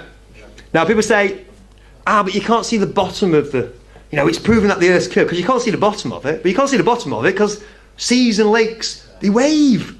They go up and down. They're not completely. I mean, obviously, if it's completely flat and completely clear, then you'll see a lot more of it. But this actually proves that the picture wasn't taken from very high above sea level. If it was, you'd see a lot more of the buildings, like in this next one. From slightly closer, from only 37 miles away, and should be behind 900 feet of curve, I think we can see more than 500 feet of the Sears Tower there, but you can see virtually all of the skyline. Because obviously it's a clearer day, it's a little bit brighter, and obviously the waves aren't as choppy. Here's the opposite. There's 36 miles of waves in between. Why would we see the whole thing? But we can still see far more of it. It should be 840 feet a drop. You shouldn't be able to see. You should be able to see less than the top half of those. We move on to a different city, Toronto, across Lake Ontario, a place called Grimsby. Obviously not in Lincolnshire. 37 miles away. It should be behind 900 feet of curve. The CN Tower is 1,800 feet tall. You should be able to see only the top half of that and hardly any of the rest of Toronto. Can we see pretty much the whole skyline there? Again, you can check this out for yourself. You can get half a dozen of these pictures from various places all around this bay. Yeah, this is actually taken from the red lines there. It's actually Grimsby's here, so it's actually a little bit further than this red line. But you can get pictures from Toronto from all over this beach. Yeah, and you can see way more of it than we should be. Now, people say, "Oh, well, that's light refracting, bending it round the curve." It doesn't look like a mirage. I've seen mirages. They're inverted or they're wavy. We know what a mirage looks like. We can see it in the distance. Shouldn't you be squaring the 8 rather than the 37? Why? That's what your formula said earlier. No, it's 8 inches. Squared. No, per mile of distance squared. Yeah, you need to square the distance. Yeah, because obviously, the further you're going out, the more it's going to drop. 81 miles away from Genoa. That's the Isle of Gorgona. It's only 70 feet above sea level. I'm not entirely sure how high we are, but again, you can check. I've done it with these. We shouldn't be able to see anyone, or we should be able to see the tip of it. We can see most of the island. It should be behind 4,300 feet of curve. It should have curved away by now. We can still see it. We'll bring it closer back home. The Isle of Man from the Fylde coast, 61 miles away. And obviously we've got the Walney in it, the Walney wind turbines. And again, we can't just see the tops of the turbines, we can see virtually all of them. From 61 miles away, Snaefell is 2,030 feet high, 2,034 feet high, so that's the highest point on the Isle of Man. 61 miles away should be 2,480 feet of curvature. Should be, half a mile below the horizon. From Cleveland's... I've seen this only in certain ways. Absolutely, 100%. You can see curve from Liverpool, but you've got to have a very, very still day. Yes, I agree 100%. And it's the same, look, we can see it from London. 75 miles away. Starts getting interesting when you start getting towards the 100-mile mark. We're talking over a mile of dip now. This is the Isle of Oahu, taken from Kauai. Thank you. In Hawaii. It's 90 miles away. Again, you can see, apart from, whatever bit the waves are hiding, we can see a lot of that island. And here's the numbers for it. It should be behind 5,400 feet a drop. Its elevation is 4,003 feet. So we shouldn't even be able to see the tip of it. You can see nearly all of it. We can see the Isle of Man from Bolton. Okay, it's up Winter Hill where you've got the big transmitter. Yeah, I'm going to take questions at the end. But you can see Blackpool Tower quite clearly there. Then you can see the wind turbines, and again we can see all the wind turbines, and we can see the Isle of Man behind it, and again it's the whole of the island.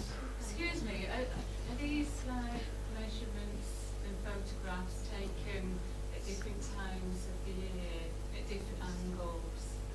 Yeah, but I mean, well... Is it the same photograph at one particular time of the year, in a particular month, from a particular angle? Not that I know of, and none of these people were trying to prove, and I certainly wasn't, none of these people are trying to prove that the Earth is a flat or globe or anything else. They're just taking photos, nice photos of places in the distance, that's all, yeah? I've taken these to get real, it's tertiary knowledge, yeah? But these people do not have an agenda. They weren't trying to prove that the Earth was flat or a globe, yeah? All I'm saying is that we can see things far further in the distance. This is the Sierra Nevada range from Mount Diablo in California near San Francisco. It's 160 miles away. Yes, we're up a mountain. Yes, they're up a mountain. But we can see, again, a lot of the bottom of the mountains. You can see the snow-capped tops, and then we can see the rest of the mountains as well. 160 miles away, this should be behind 17,000 feet of curve. Again, yes, you might be able to see the top of it, but not all of the mountains. And here's the furthest one I've found so far. This is my record so far. I'm sure it'll keep on growing. This is the Reunion Island from the Isle of Mauritius. It's 149 miles away. It's a long, long, long way away. And once again, we can see the peak, but we can also see most of the rest down. This is quite clearly a very, very good observational day. Very clear, very calm. The highest peak on Reunion Island is 3,072 metres tall. It's just under 2 miles. 149 miles away, everything should be behind 2.8 miles of curvature. Should have curved way, way away. And again, it's not just the tops we can see much more. We can see a lot more, 2,000 feet or so of that. We can see far more. That's what I'm saying about the Z-axis curve. It's not there. It's not there. If you watch a boat out to sea and then get a telescope on it, it will come back into view again. Yeah, it's perspective, and it's obviously the limits of our eyesight, but it's also conditions as well, quite clearly. Yeah, heat, haze conditions, what have you. Visible conditions do check. But the point is that photographs have been taken. I've just shown you a dozen photographs from starting at 30 miles, 60 miles, 90 miles. Now we can see 150 miles in the distance, and it should well have disappeared behind the curve of the globe. Taken from a V2 rocket, this is the first satellite. This is the first image of from very high up, 65 miles. It's flat horizon, back to x-axis here. But somebody's kindly done you can see, I don't know if you can make it out on here. Yeah, you can just about. There's a purple line which shows you where the curve should be if it was curving. 65 miles up, there's 720 miles of horizon. This is where the curve should be if it was there. It's flat, it's straight. We've mentioned Felix Baumgartner's famous jump in 2012, the Red Bull jump from the edge of space. It was a massive event. And I feel conned, because I was there, it was great, looking for, I feel conned, because it was just programming. It was just to get us to believe, it's reinforcement all the time on this ball, because this is a genuine shot from the video. Go through the video yourself, you can see the still. There it is, flat horizon. We know what it looks like when it comes out. It goes all bendy and curvy, but it's the same height, 128,000 feet. And again, this is a separate jump, this one on the right. It was about 80,000 feet. It was a test or what have you, but again, flat horizon. Have you ever seen big bodies of water, lakes, seas, oceans, rivers, bend into the shape of a ball? You might be able to get little raindrops, but as soon as if you go to a swimming pool, it's nice when you see a nice big swimming pool and it's all flat and solid, and it's a calm surface, it's flat. That's what water does. But if you believe that we're on a ball, then water must somehow curve into the shape of a ball. The Pacific Ocean, here we go, takes up a third of the Earth, so somewhere there must be a big body of water that curves. Have you ever seen it with your own eyes? Any first-hand primary evidence of ever seeing a lake or a sea or an ocean doing that, whether you've flown over it or you see it over it? That's what we see water do. It waves and it ripples, but it's flat. It's just big flat. If you have a small tray of water, it will find a flat. If you have a swimming pool, it will find a flat. If you have a lake, it will find flat. It's flat all over the place.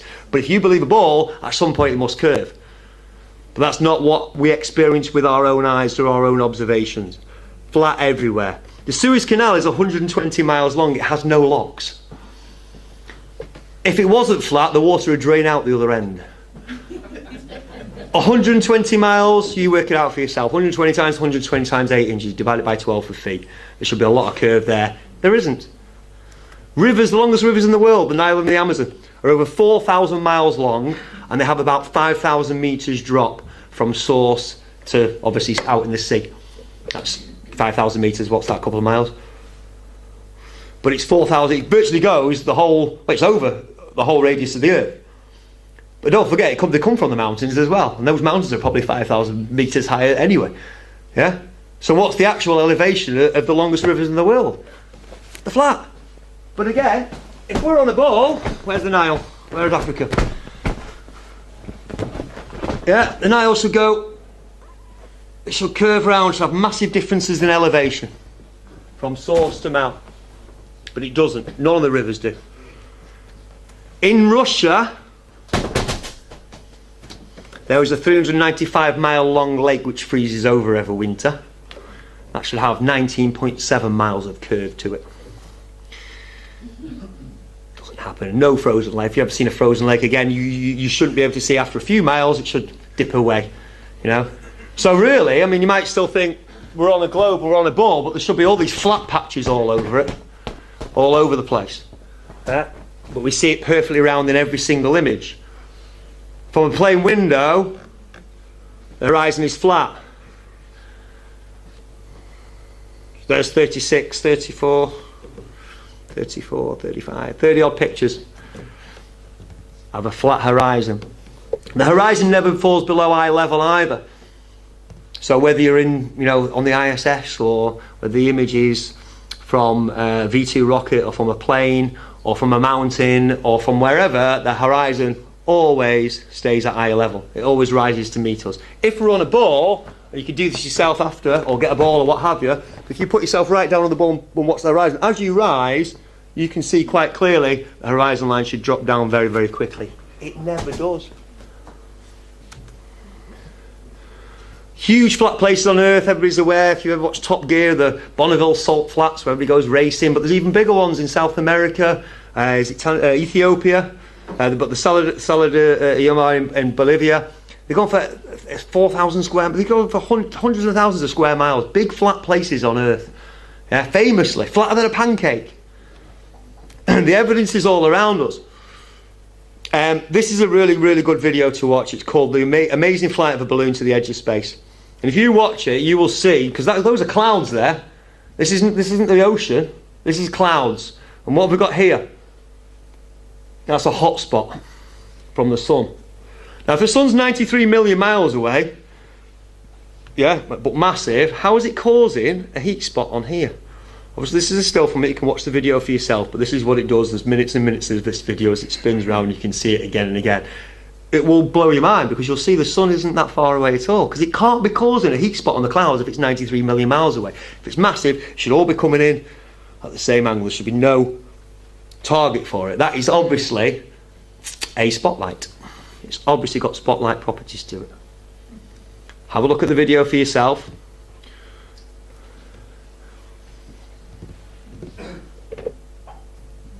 Primary knowledge or secondary knowledge? You're going to use your own senses, your own observances, your own experiments, hopefully, or you're going to believe what you've been told just because that's what everybody believes. I've seen the sun look massive on the horizon because of the effects, the effects of the atmosphere. But I've also seen it look like this as well. Again, if the sun's 93 million miles away, how come it's so small there and it's, you know, 2 or 3 times as big here? Not obviously these bright ones, but these two. This is the time-lapse photography. Again, you can have a look for yourself. Take time-lapses yourself. Sometimes the sun gets bigger. Sometimes it goes, you know, really red on the horizon. Sometimes but it changes size. But again, if it's 93 million miles away, it should be consistent size in the sky all the time. It looks like it's passing by and going away. It's coming near and going away. It's just another example of it. Tiny on the horizon there. It's 4 times bigger now. Now we get to coincidences and numerology and all the rest of it. The Earth tilts at 23.4 degrees. That leaves exactly 66.6 degrees to the vertical. Okay. They don't do things where coincidence. I've mentioned the moon rotation at the same time. Solar eclipses, the sun and the moon, the sun's 400 times bigger and exactly 400 times further away. That's what we're told. Could just be the same size and about the same place, and the moon's passing in front of the sun. Yeah, that to me is Occam's razor. That's the simplest explanation. You know why? Because we see the sun and the moon in the sky at exactly the same size. So They can tell us all kinds of other explanations, but they can't prove it. It's funny how the Earth is in the Goldilocks zone. It's in the perfect place for temperature, for life, for water. It's got all these right elements to it. Everything's perfect about it, but somehow it's not that special. We've got to spend billions and go and look for loads of other planets to live on. But it's perfect. It's just the right pressure, just the right temperature, just the right atmosphere. Perfect for it. But it's not that important. We'll finish off, because we'll come to the end of it now, but I'll finish off with the occult connections of the science gods we've all been taught to bow down to. Galileo, Newton, Einstein, Copernicus, all these greats. Yeah. And it turns out most of them are occultists and religionists and alchemists. Einstein was famously a patent clerk. He didn't have any qualifications. He was a dunce at school, and the reason for that was it wasn't very clever. His Jesuit handler, George Lemaitre, he is a Catholic priest. He invented the Big Bang. But he didn't invent the Big Bang, because it was invented by the Kabbalists, I'm going to show you next. But certainly it had a huge hand in what we see as modern cosmology. Kabbalism, if you're aware of that, they again are proud of, in the 13th century, in the book of the Zohar, coming up with the evolution, the Big Bang, and heliocentrism. Well, heliocentrism is more Hermeticism. It's more Copernicus.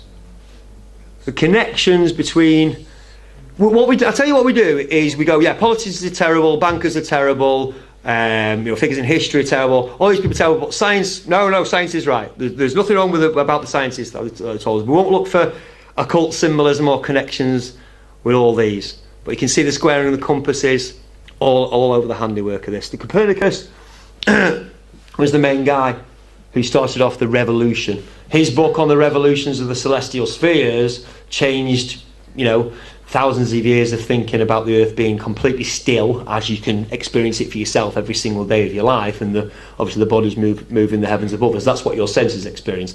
Copernicus changed all that round, but he didn't use any science. There's no science in his book. He got his ideas from the Hermetica, from Hermes Trismegistus, and it basically says how the sun sits enthroned in the middle of the solar system, and we all orbit around it. What's that sound like to you? That sounds like sun worship. It sounds like sun cult to me, because later on I'm going to show you Fred Hoyle was another astronomer royal. He said there's no difference in the mathematics, whether it's geocentric or heliocentric. The sun moves around the earth moves around the sun. The mass works the same, exactly the way. The connections between just from the imaging. Yeah, I wouldn't have a portrait done with a big 33 on it, or a triangle with an eye, or anything like that. I wouldn't want to be connected or associated with any of that stuff, because I'm not really into that kind of stuff. I'm working for the other side.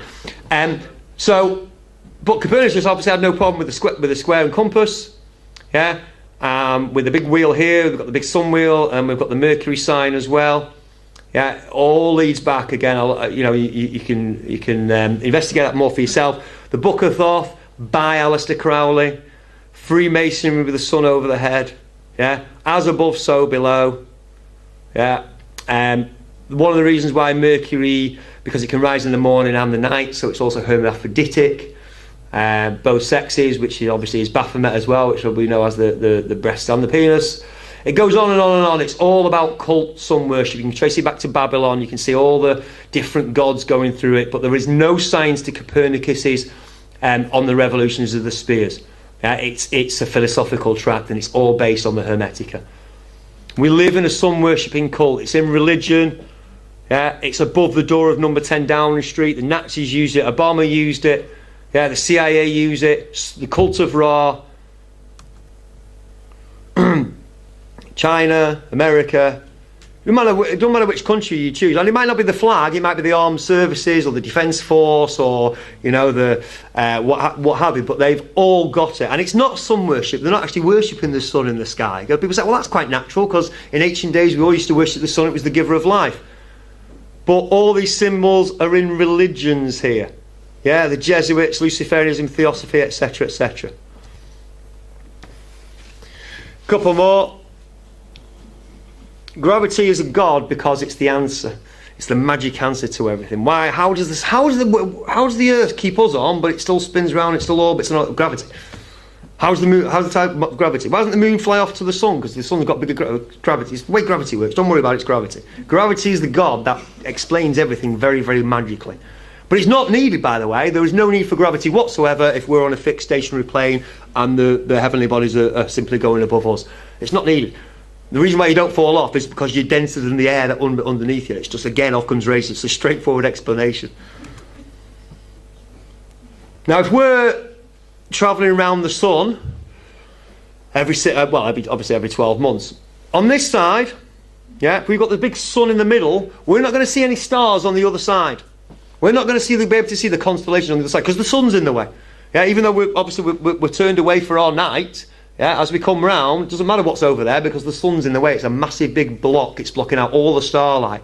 So really, every day, every week, every few days, as we come round the sun, we should see new constellations, new stars all the time, each year. So for a couple of months of the year, constellations should actually disappear. That's not what happens, though, is it? The same constellation in the sky, but the whole sky rotates. Yeah, it comes lower to the horizon, higher to the horizon, etc. throughout the year. Whole constellations don't disappear for months at a time. Some go slightly below the horizon, but we don't see new ones. We don't see new ones as we're travelling around the sun. We're on the completely different side of the sun. We can't see anything towards the sun on that side of the sun. We have to wait till those that were behind the sun have now come into line. Have now come out. Have now come into our line of vision. They're no longer being blocked out by the sun as we go around. They should change. The constellations should change that we can see in the sky. And yes, they do to a certain extent because they dip below the horizon as far as we're concerned. But there should be new constellations every so often. And obviously, we're coming to the end now. I'm just trying to rush through the very last few slides. Check out Airy's failure. Very famous astronomer, George Airy. He put water in a telescope because water will slow light down. And he wanted to say, it's called Airy's failure because he detected no change. He didn't have to tip the telescope. Yeah, but they never went to the logical conclusion with this. That quite clearly the Earth is still and the stars are moving. Otherwise, you'd have had to tip the telescope as the Earth moved to get the starlight in. But have a look at it for yourself. Airy's failure, Airy's success. There are some very famous experiments that we've done on that, and then Einstein came out with the relativity and gravity and all the rest of it to show it all. Look up the Michelson-Morley experiment. Look up the Sagnac experiment as well. These all proved non-movement of the Earth, no detectable movement of the Earth. Red oil I've already mentioned. No difference, no physical difference. So why? What have they got to gain? Why bother? Well, as far as I'm concerned, once you've done research and if you come to the same conclusion that myself and thousands of others have done, it overthrows heliocentrism, overthrows the Big Bang, it overthrows evolution, overthrows everything we thought we knew about the world. Because without there being a big universe and billions of years for the universe to exist in, there can't be any evolution. So it is, people say, well, it isn't important. I'm not really bothered about the shape of the Earth either. What I am bothered about is how it came about. And it didn't come about by accident. It can't have, because everything's so Goldilocks. But also, evolution cannot exist without billions of years. And if we're not in a vast universe and we're not spinning around and all the rest of it, then there is no billions of years for evolution to have happened. So what do they have to gain by lying about it? Well, the whole world, everybody. Heliocentric theory, by putting the sun at the centre of the universe, made man appear to be just one of possible hosts of wanderers drifting through a cold sky. It seemed less likely he was born to live gloriously and to attain paradise upon his death. Less likely too was it that he was the object of God's ministrations. Because it goes hand in hand with being lost and alone in a universe. We've just been left to it. And especially, with the rulers and everything that's going on, we're kind of defenceless and we've got to face them alone. It makes you feel even more powerless. By removing the Earth from the motionless centre of the universe, the entirety of astrology, a science of consciousness, coveted and used obsessively by the elite is made null and void. Astronomy, well, I should say, I think, rather than astrology. If the Earth is the centre of the universe and all the planets revolve around us, then birth charts, alignments of astrology are measurable, calculable, repeatable, and scientifically verifiable. But if the Earth is just one of billions of planets revolving around billions of stars in billions of galaxies, astrology disappears into the realms of pseudoscience believed by arrogant ancestors.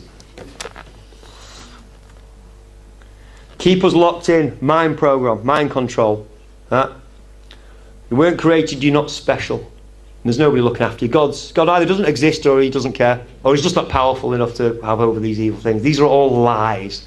This is the whole point of telling you that you're on a spinning globe. It all goes hand in hand. The whole house of cards falls down.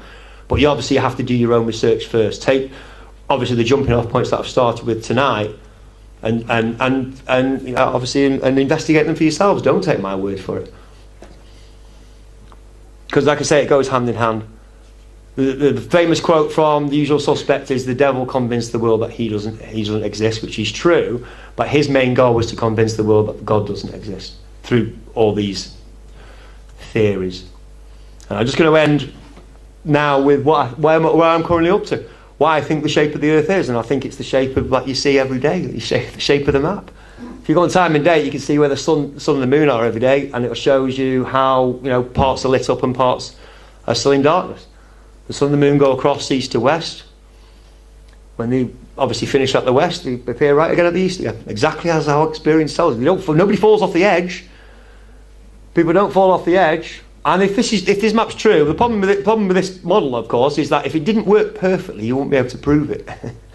Because obviously, if you could see some kind of anomaly at the eastern edge or at the international dateline or wherever, then it wouldn't work perfectly. And you also wouldn't be able to con us that it's a continuously spinning ball. If you think about it, it works on both models. If you fly from California to Japan, you can do it that way, or you can obviously do it that way.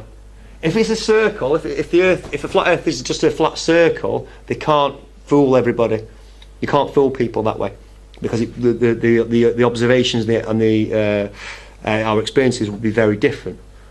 Now, east to west is very easy to sort out, but if you have a notice as well, every single map that is like this is exactly, and this is why I've got a lot of time for this. It's exactly twice as long as it is high. Exactly, twice as long as it is high. So I'm thinking, well, hang on a minute. If the east-west is quite straightforward, but how about north and south? You don't go north from Russia and end up in Antarctica. That's not anybody's experience. If you go north from Russia, where are you going to end up? Sorry? Canada. Yeah, Canada. If you go north from Russia, where you expect to, you end up in Canada. Same with this. And what you have to do is turn it upside down at the north-south. So if you have a look, running east-west, yeah, it's all the right way up. East-west, east-west, east-west, continuous strip. This is just showing you, obviously, how it works. There's only one Earth. But as you go north and south, it goes upside down, and then it goes the right way around again, then it goes upside down. So in other words, if you're in Russia here, and you go north, you're going to end up exactly where you expect in Canada. If you're in the Antarctic, you go to Australia, and you go south over the Antarctic, and you keep going south, you're going to end up on the other side of Antarctic, coming up the other side and going north again. So it works exactly the same way as if you were on a ball. Yeah, but it's a continuous loop all the way in every direction. So you can never fall off the edge. It's always continuous, and you will always end up where you expect to, whichever direction you go in. Like I say, it's only one Earth. There's only one part of it. It doesn't go on, forever and ever, but it will repeat round. This is where I'm up to so far. I'm always open to better information if someone has better models. I'm hoping that they will come across. The whole point of doing this is to show you, A, that the Earth's not a spinning globe, but B, that the popular flat Earth model, the circular model, doesn't work either, and we should be aware of that. And if somebody, I can't prove this, but if you go east, you're going to end up in the west. If you go north, you're going to end up in the other north. Like I say, I'm happy to. I'm open to more and better information on that. As far as I'm concerned, the big truth that they're trying to hide is that we're in an enclosed, created, looked after. Well, it's not looked after, but it's watched. Every single one of us is loved. Every single one of us is cared about. Every single one of us was created for a specific or for a purpose, out of love. And that's the truth that they're trying to hide with the flat Earth. They want you to make you feel insignificant. They want you to make you feel like nobody cares about you, and that the world is going to hell in a handcart. But that's not actually true. It is going to hell in a handcart, but there will be something after that as well. I don't want to get into that. I want to thank you very much for having us tonight. I hope that it leads to further research for yourself, further debate, lots of further discussions. Keep an open mind, and I'll see you all again. All the best.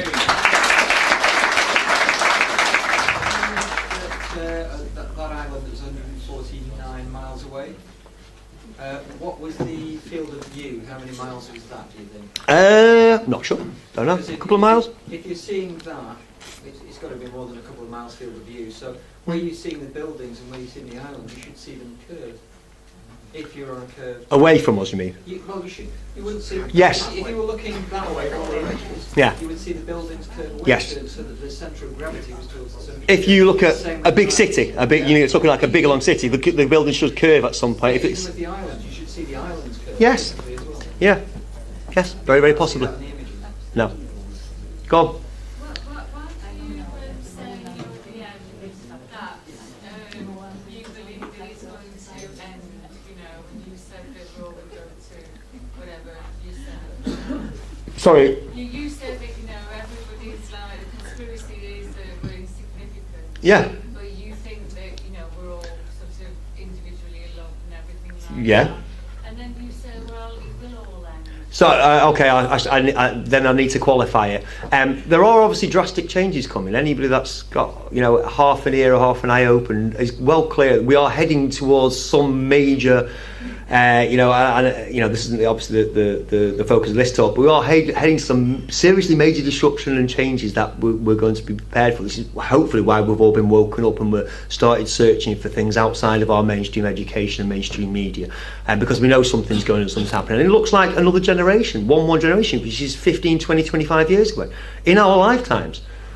So I don't think it's going to. Well, the world's not going to end as we know it, but there are going to be serious major eruptions and serious changes coming. And I believe that. You know why?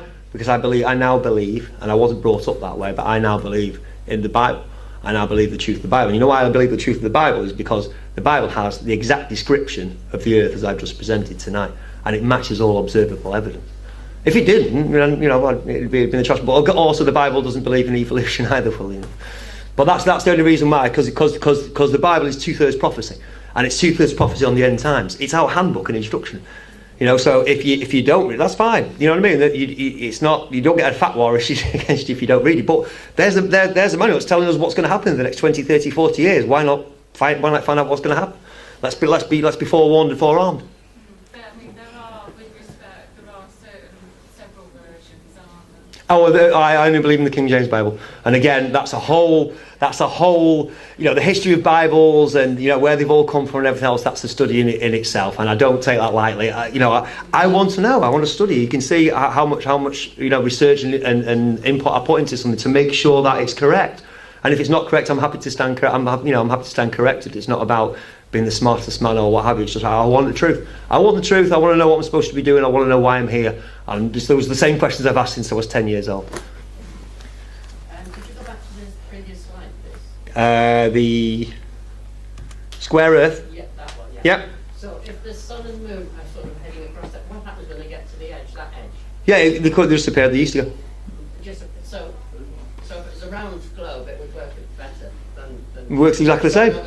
Then suddenly dashing back over there again. Then it goes back. But what difference does it make if the world's been created?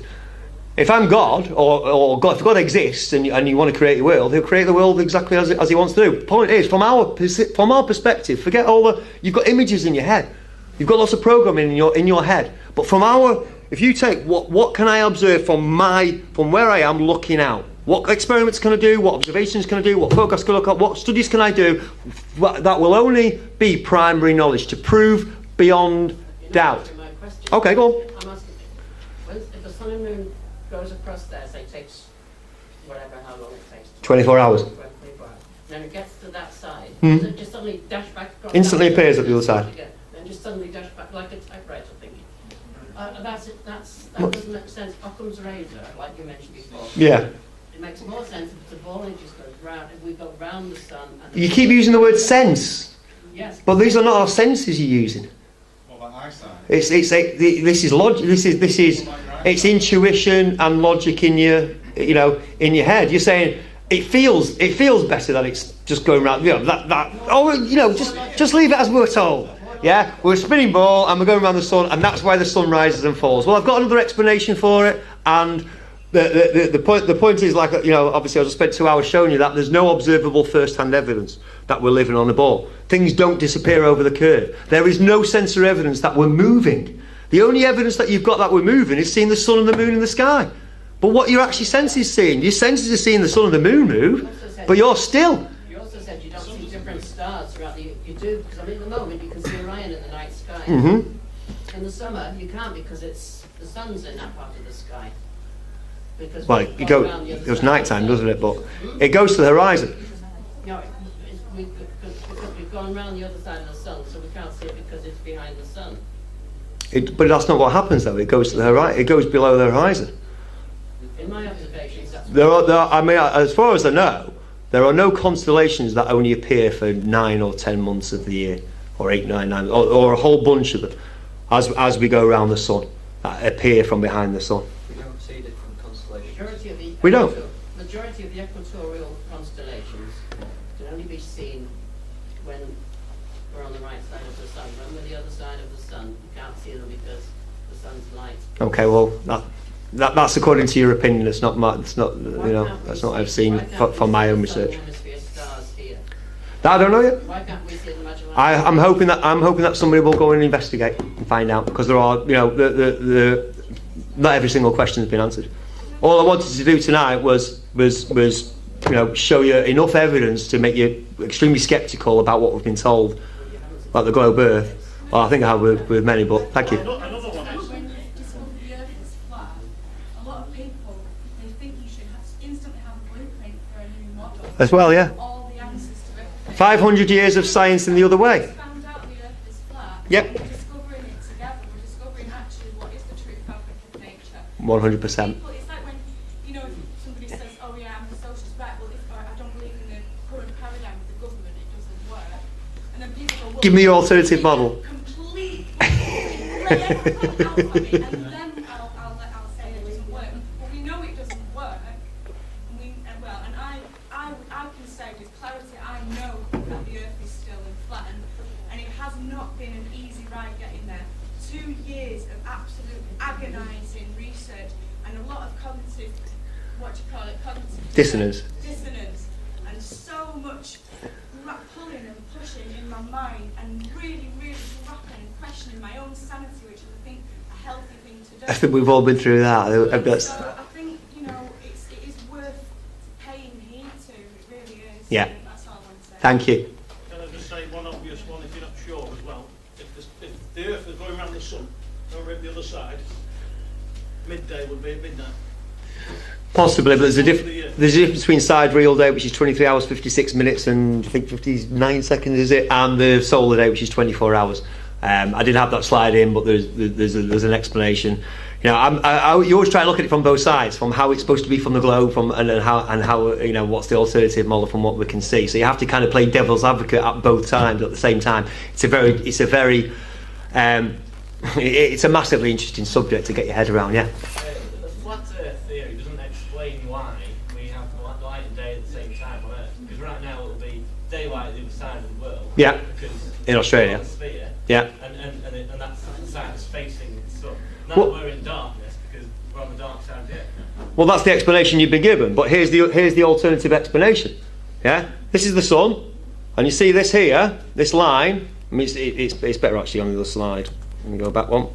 There we go. We can see it better there. We can see the limits of the sun's light and which parts are in darkness and which parts are obviously in light. As the sun goes across, it has a spread, and that spread changes. This sun obviously goes all the way up to the Tropic of Cancer for our summer, all the way down to Tropic of Capricorn. Obviously, this is the southern summer, our winter, but it goes across, lighting up different parts of the Earth.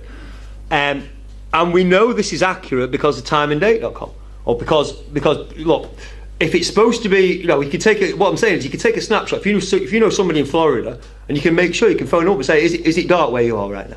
Yeah, anybody at any point of the Earth can say, hang on a minute, that's wrong.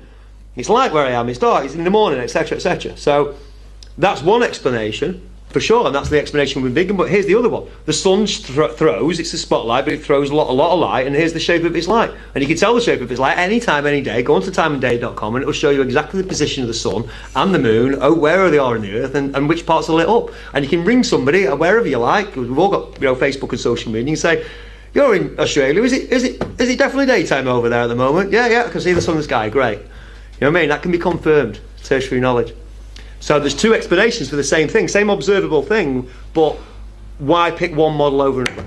So does the sun go from one side to the other and then back again? No, it goes from one side to the other, east to west, and then as soon as it hits the west, you know, the west, it'll instantly appear at the east again. It's an infinite space loop. Like Pac-Man. Is there a particular zone? Maybe the international dateline. Maybe the international dateline. There are lots of questions, lots of that. I could have done this talk for 6 or 7 hours. There are so many other aspects to it. Some people will never accept it. I don't care what evidence you present. I'm not going to accept it. Hopefully, the bulk of the people will see the information and go and do your own research on it. Thank you very much for having us on, guys. We've still got more. I'll speak to you after. Let's call it a day. Thank you.